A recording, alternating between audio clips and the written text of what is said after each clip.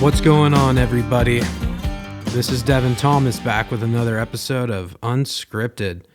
It's been a great week. I'll tell you what, I've gotten a lot done this week. The weather's fucking turning around. It's starting to be hot again, and I don't know. I'm feeling it. I'm also deep into pre-production on Feel It All Around, and I don't know. Nothing makes me feel better than working on the next movie, to be honest. So, little updates on that. We're really going through the casting process right now. Locations, been doing some rewrites. I've been reading the script with the cast, and anytime you go into read or do whatever on a movie, you're always tuning it up. I mentioned that a few times on here, but yeah, so we're really getting a lot of movement on the movie, planning on shooting it next month.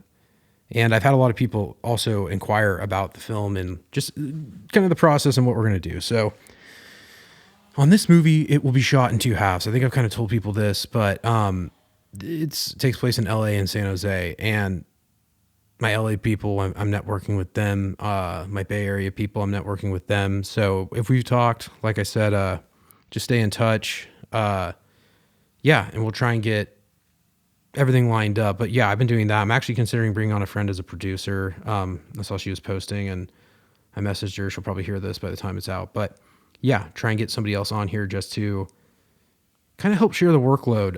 It's not that we can't do it, but I'm at a point where I really think like sharing the workload with other people is not just beneficial in the sense of like, okay, it takes a little off my back, but it's just the more the merrier.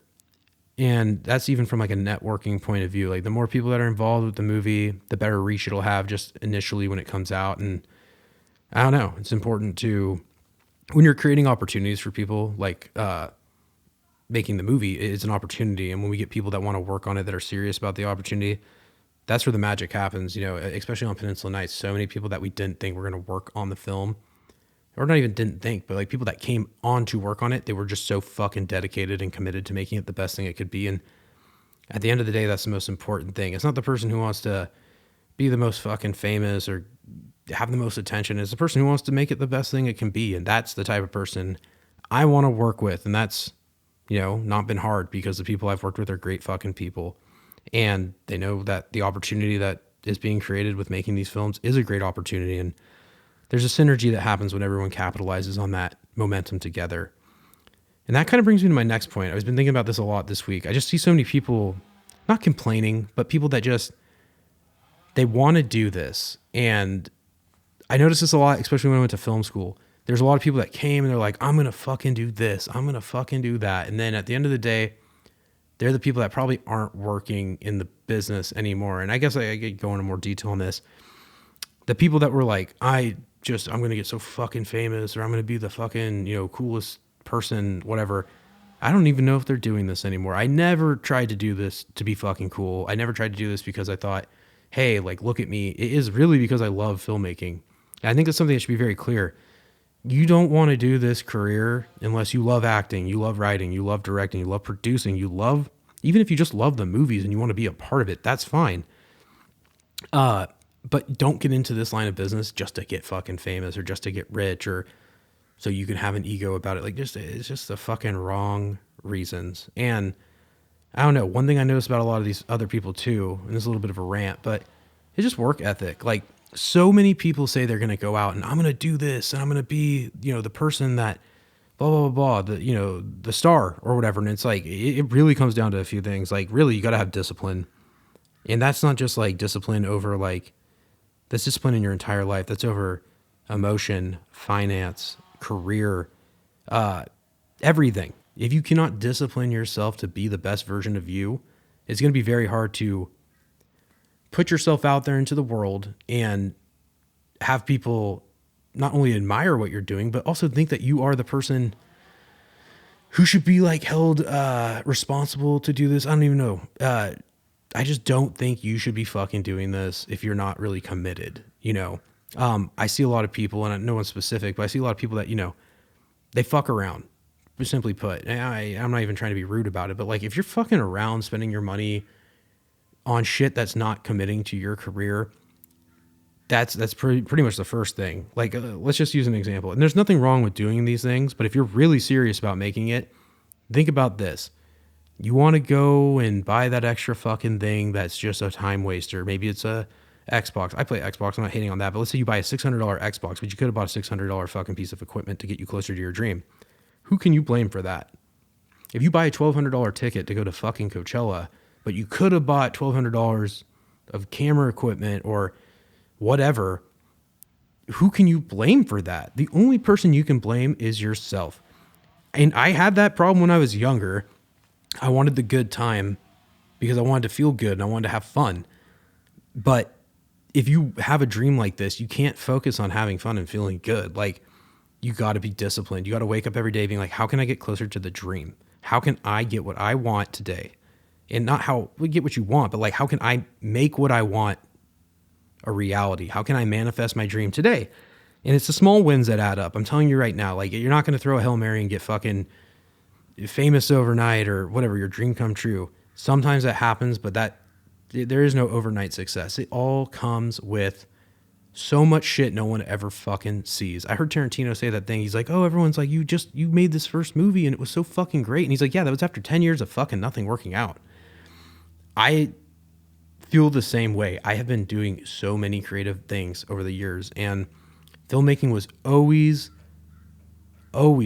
on the top of that list. And sometimes it got put to number 2 or number 3 because I wanted to have a good time, or I wanted to try something else, or I didn't have the money to do this the way I wanted to do it, or whatever, right? But at the end of the day, it was the dream that kept coming back. I even thought about film school. I think I went to film school in 2014. It's been 11 years. It took me almost fucking 10 years to really make a movie. And you know what? It's part of the journey. But during those 10 years or 11 years, there was a lot that happened in my life that, went up and down, and you get a little distracted here or you focus on something else. Yeah. And I guess what I'm trying to say is that, like, you gotta commit fully to this career if you want to do it. And I've learned that, not even the hard way. I just learned it through experience. And when I see people who are like complaining about not getting it, but they're out on the weekend fucking drinking at the bar and you're blowing a couple $100, or I don't know, it could be anything. You just fucking be weed. It could be like you just fucking really like to drive to national parks on the weekend and it costs you $500 a weekend to go. Look where your money's going, because money is a renewable resource, yes, but you need to invest in yourself first. And that's really the point I'm getting at, is that if you're out fucking around and enjoying yourself all the time, it's going to be very hard to focus on the goal, the mission of filmmaking. For me, it's a mission. I tell myself every day, like, yeah, I would love to go drive down to Big Sur and smoke a doobie out at Nepenthe. Is that going to fucking help me get closer to my dream? Because time is ticking. And this is another thing. When you're in your 20s, you're figuring it out. When you get closer to 30 or you're about to turn 30, you start to feel the fucking existential pressure of like, it's time to fucking get working. And once we made the movie, my only regret was that I didn't do it sooner. But you know what?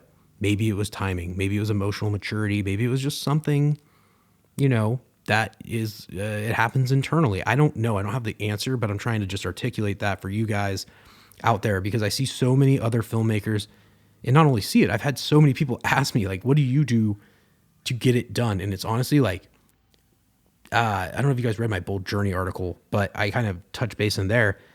Do not ask for fucking permission. If you want to be a filmmaker, go out, pick up the camera, and start doing this shit. If you want to be an actor, start networking with other filmmakers and get in front of that camera. See if you're good or bad. You could always get better. It's the experience that's going to fucking pay off in the end. And I know it sounds like I'm a little fired up today, but I don't know. I've seen so many people have trouble with this part of their life, and I don't know. I mean, you got to minimize distractions, because yeah, there's work and then there's pleasure. I think it's like, for me, probably like 80-20. Like, there's pleasure every day. At the end of the day, I'll do something nice, whatever, to fucking enjoy myself, watch TV. Occasionally I'll fucking cook a pizza or some shit, just indulge. But 90% of the time, maybe even more than 80% of the time, I am 100% focused on this, because time is ticking, money's ticking, and life is passing us by. So we need to focus, right? And maybe it's a little neurotic, maybe it's a little crazy, but I think you got to have a little bit of that fucking energy to even do this as it is. And that's the weight of the top. And the top is subjective. That's your top. That doesn't mean the fucking top of the world. It's just wherever your benchmark of success is and you're trying to get there, you need to find a way to rocket ship there. And doesn't necessarily mean fast. You need to do quality work, but every day needs to be a strategic day working towards that goal. And I mean, that's just my philosophy. Maybe that's why we're having success in this field. I know Stevie's philosophy on this is very similar to mine. So yeah, and there's no right or wrong with your approach to doing this, but all the people I talk to or I work with, they're out there fucking hustling. They're out there fucking doing this every single day, trying to make it happen. No excuses, no complaints, no crying.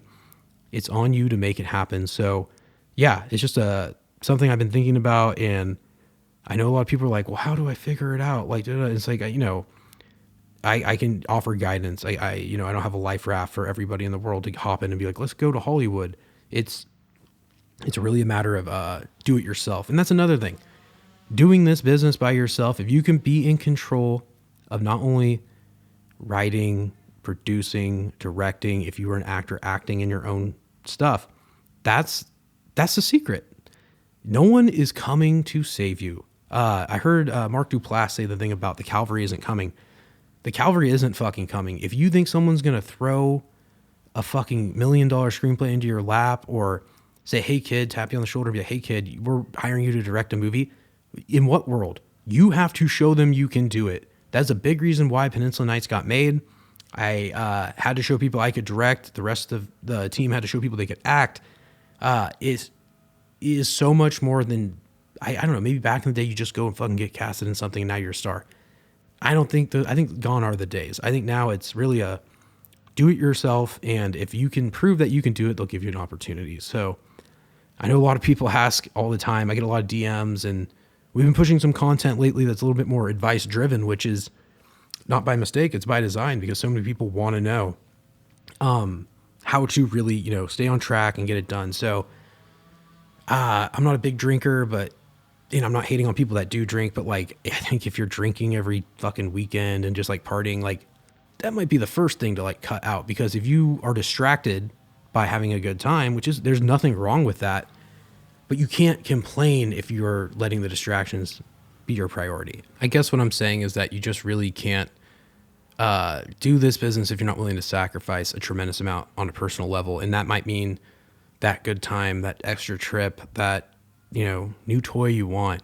You got to invest in yourself, and I certainly have. And it's just the brass tacks. It's the honest truth. If you want this to work out, you need to invest in yourself, and that's not just financial. That also means like intelligence wise. You need to bone up on this shit and really know the fucking craft, because people will hold your fucking feet to the fire and they will ask you a million fucking questions, especially the haters. They're gonna try and grill you, and my God, I know I'm doing good when I have haters. So I've seen them. They're out there. What do I say to you haters? I say, go fuck yourself. You can't do what I do. And if you had a movie made, you wouldn't be fucking crying like a bitch. So, and yeah, fuck you. 100%. If you're a fucking hater and you're coming onto my social media to drop a shit bomb or something, you're just a fucking loser. And you are mad that I got it and you don't. And yeah, it might sound cocky as fuck to say, but go fuck yourself. You aren't the first, and you certainly won't be the last. And that goes into this business. If you're worried about what somebody thinks about you, like, yeah, you got to toughen up and you got to get some thicker skin, because there's always going to be some fucking prick that thinks they are Martin Scorsese and they're going to shit all over you and try and make you feel bad. And all you can do is really, one, just give zero fucks what somebody thinks about you, and two, fuck them. Like, straight up, fuck them. Like, they're just going to get in your head or try and bring you down. Fuck them. Cut them out of your life if you have to. Fuck them. Yeah, I mean, I've had deals where I've even been working with people like months on end of putting together a project, and they've just completely backstabbed and turned their back on me. And I've had people threaten to fucking sue me. I've had it all. I am telling you right now, you have to have big balls or fucking just a big, thick skin to do this. People are going to come after you when you start to get successful. That is something I noticed very quickly. And it's because people get jealous, or they just don't want to see you get it, or they get mad that you're getting closer to their level. They don't like it. Or the thing I want to talk about a lot is people want to control you. And this is why I think a lot of people may, like, I have people like me, but like, I know a lot of people that I end up working with that want to take advantage of me, don't like about me, is that I won't let them. Not too hard to do if you don't give a fuck about what people think about you. But most people cave because they don't want the social implications of it. Oh, like, I want to be nice. I want to fulfill the the thing that people do or want from me so I can be liked. It's like, well, who gives a fuck about getting people to like you if you're gonna lose in the end? You cannot sacrifice yourself, your dignity, your time, your effort, your energy, your life to people that do not give a fuck about you. I've had many people try to take advantage of my kindness, which they mistake for weakness. But if you are going to mistake my kindness for weakness, you are a fucking idiot, because I am incredibly generous, incredibly nice, and incredibly empathetic. But the moment you try to fucking stab me in the back or fuck me over, or say you're going to sue me or do something like that, yeah, you're gone. I am forgiving, but we're not going to work together. We're not going to collaborate. We're not going to create together. So to all the haters out there and the people beyond, or, you know, especially, you know who you fucking are. I don't need to explain it. Yeah, end of the fucking rant on haters. Fuck the haters. If you've got them, you're doing good. That's all I can say. Something else that's been up is I've been exploring some different methods of making pizza. If you've been following us on social media, Stevie and I have been doing this pop-up pizza kitchen. Really just doing it because we love it, and we made a great New York pizza, and we thought, hey, fuck it, let's share it with the world. And if you did buy off us, we're doing a price adjustment, so just keep an eye out for that. We're going to do a little few changes here and there, but we're also adding something new. We're adding a Detroit-style pizza, which, oh my God, it's fucking good. I had it last night, and I'll tell you what, it's a little different than your typical pizza, but I don't know. There's something special about it, and I think it's really, I mean, it's not like brand new. People know about it, and other places it's popular. I know LA pizza is fucking insane. Like every pizza place pretty much has like a Sicilian or Detroit style slice these days. But yeah, so if you are a fan of pizza and you've been thinking about buying a pizza from us, it's going to be made with love, but it's also going to be made fucking tasty because, you know, we're eating these too. We got to make them good.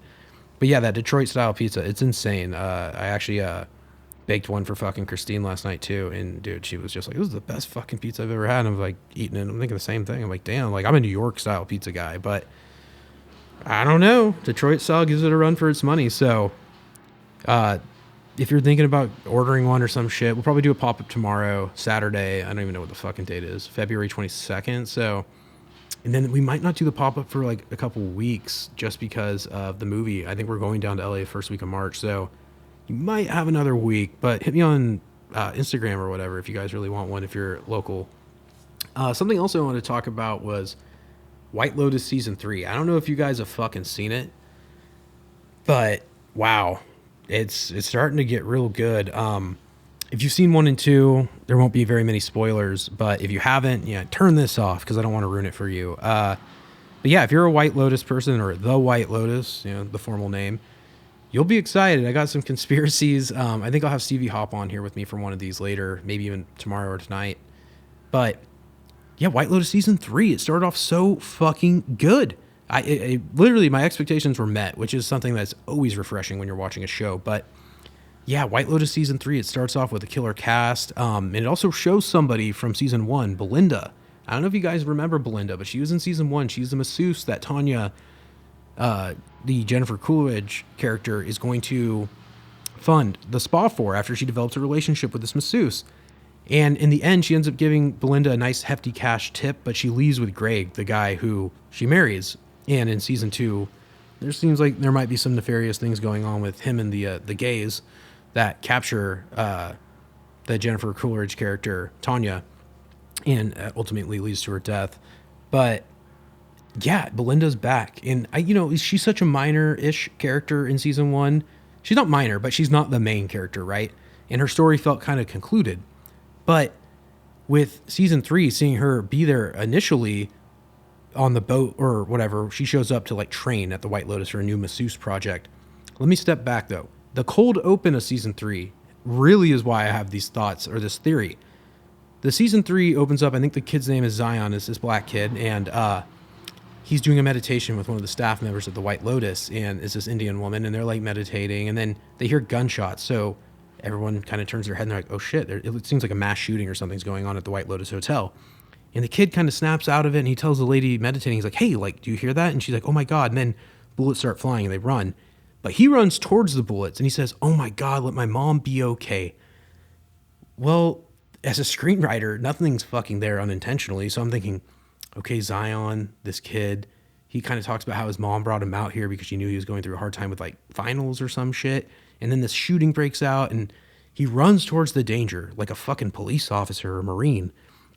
And I'm like, wow, this is obviously motivated. And then like a body kind of seeps through the water towards him. It's like the typical White Lotus cold open if you've seen the show, especially season 2. It's kind of similar. Like this body, this cadaver rolls into picture and then it cuts to black and it goes back to what, a week before or whatever, before the events that transcend in the first scene, the cold open. Well, when I see Belinda, I don't really think much of it. I mean, maybe it's her mom. I put it together, obviously, that Belinda is probably Zion's mom, right? So anyways, the episode's good. Belinda gets there and she's like, oh, I'm here to learn from you guys how to do like these, Eastern masseuse or massage techniques, whatever, right? And it's cool. I'm like, great. She's fitting in and kind of saying how she needed a little break from the Hawaiian White Lotus, whatever. It seems like she's getting her day. And no sign of the Zion kid yet, right? He's not in the plot aside from the cold open. But what I think's funny is that somewhere in the episode, this woman is at the bar drinking and Walton Goggins' character is with this other girl, right? That's like 2 of the other main characters. They're having drinks and he gets pissed at her. He's like, look, I'm just going back to the hotel room or to go smoke cigarettes. He's like, you can stay at the bar and have a fucking drink. I don't care.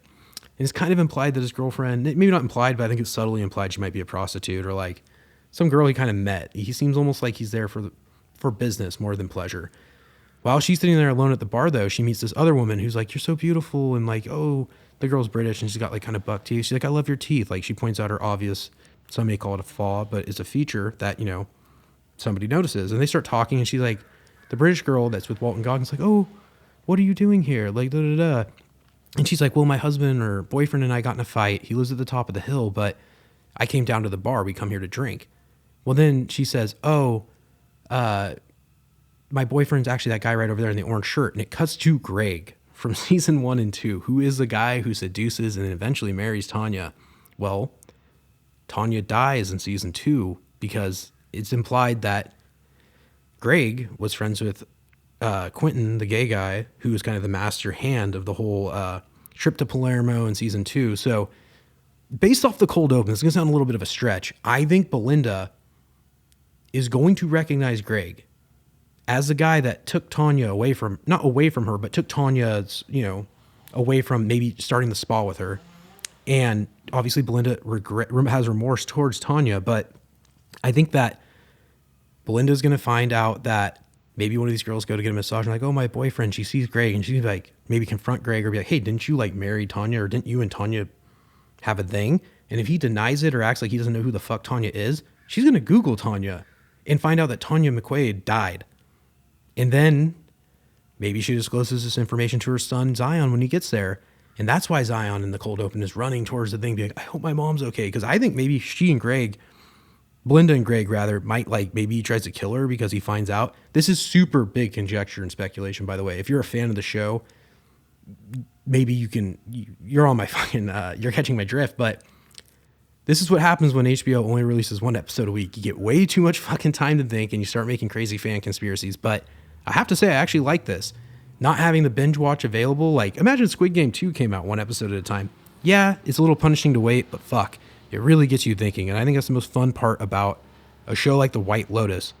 There's so many layers to it. And you keep peeling it back. And you can really try to discover, or, just try and figure it out. It's just fun. I have one more theory. In this first episode of season 3, there's, God, I can't remember his name. I'll Google it really quick. But Malfoy's dad. What's his name? Lucius Malfoy? Lucius Malfoy. Give me a second here, guys. He's played by Jason Isaacs. I can't believe I didn't remember that. Jason Isaacs plays the dad in season 3, and he's got his family there. His Southern Belle wife. They're from the Carolinas, I think North Carolina. And it's funny because he gets a call in the first episode from the Wall Street Journal asking about an offshore account. And he denies it and tells a journalist, like, hey, I don't really remember Ken, my buddy that set it up. I haven't seen him in years. And he's like, you know what? I'm in a bad reception. I'm out in Thailand. And, I can't really talk right now. He blows him off. But he immediately calls Ken after to talk about obviously they have an illicit operation, some sort of offshore bank account. Well, this is going to sound like a little bit of a stretch, but I believe in season 1 that Steve Zahn's wife is a fucking journalist, and I think she might cover financial shit. She's like a legit journalist. She covers big shit. Okay, well, that's a subtle tie into that. Okay, season 2, it's about the two finance bros with their girlfriends, Aubrey Plaza and the other chick, whatever.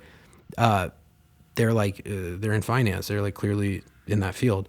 And now this guy's in it. I wonder if Mike White, the writer director, is got a fucking narrative that weaves all these characters together eventually. And this is all, once again, my theory, and this is what I'd like to think. But if that's the case, fuck, it'd be really cool. And this guy's a fucking genius. So if you haven't seen White Lotus, sorry for all the fucking spoilers, but if you are planning on watching it, don't wait. Just fucking throw it on. You will blow through the first two seasons quickly.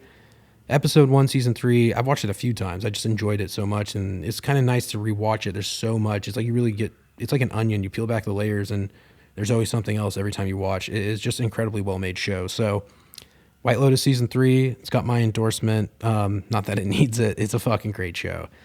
But go give it a watch. I think it's dropping every Sunday. So if you're looking for something to watch, that's good. Check that out. Honorable mention, Love is Blind is back. They've had a few okay seasons. Season 2 was amazing. Season 3 was pretty good. And in between it was whatever. There was some drama, but this new season, I don't even know what fucking season we're on now, but it's pretty fucking good. So if you like drama and entertainment, that's a reality show type shit, Love is Blind is actually one of the quality ones. All right, guys, I think that's all I got. I've ranted and rambled, and we've been all over the fucking place today, but thanks for hanging out. I'll probably pop another one of these out this weekend. Honestly, there's just so much going on. So, all right, I think that's all I got. This is Devin Thomas with another episode of Unscripted. Have a great weekend, guys.